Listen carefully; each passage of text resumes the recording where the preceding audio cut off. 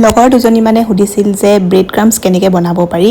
আজি দেখাওঁ বলকচোন ঘৰতে কেনেকৈ ব্ৰেড ক্ৰাম্পছ বনাই ৰাখিব পাৰি। এয়া মই কেইপিচমান ব্ৰেডৰ স্লাইচ লৈ লৈছোঁ আৰু এই ছাইডৰ ব্ৰাউন কালাৰখিনি যে এইখিনি কাটি লৈছোঁ আৰু যিকেইখন ওপৰত থাকে সেই খাব নোৱাৰা ব্ৰেডকেইখন সেইকেইখনো মই দি দিছোঁ আৰু এয়া শুকানে এখন কেৰাহীত মই গৰম কৰি লৈছোঁ আৰু যেতিয়া মচমচীয়া হৈ যায় তেতিয়া মিক্সাৰত মাৰি দিলে মানে এয়া বনি গ'ল ব্ৰেড ক্ৰাম্পছ। আৰু এটা কণ্টেইনাৰত আপুনি ৰাখি থ'ব পাৰে, বহুত দিন যায়। তাৰপাছত ব্ৰেড ক্ৰাম্পছ বনালোৱেই, যিহেতু ব্ৰেডখিনিও বাকী আছে গতিকে ব্ৰেড চপকে বনাই দিওঁ। এয়া আলু মই পিঁয়াজ আৰু জলকীয়া দি ভাজি ল'লোঁ। তাৰপাছত ব্ৰেডখনৰ ওপৰত এনেকৈ ধুনীয়াকৈ সুমুৱাই এয়া বেচনত লেটিয়াই ব্ৰেড ক্ৰাম্পছত লেটিয়াই এটা এটাকৈ মই গৰম তেলত ফ্ৰাই কৰি দিলোঁ। আৰু এয়া মোৰ ব্ৰেড চপ ৰেডি হৈ গ'ল। এতিয়া ইভিনিং চাহকাপৰ লগত খাবলৈও ভাল হ'ব।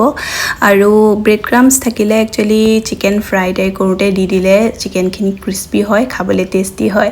আজিৰ ভিডিঅ'টো ইমানেই, বাই বাই।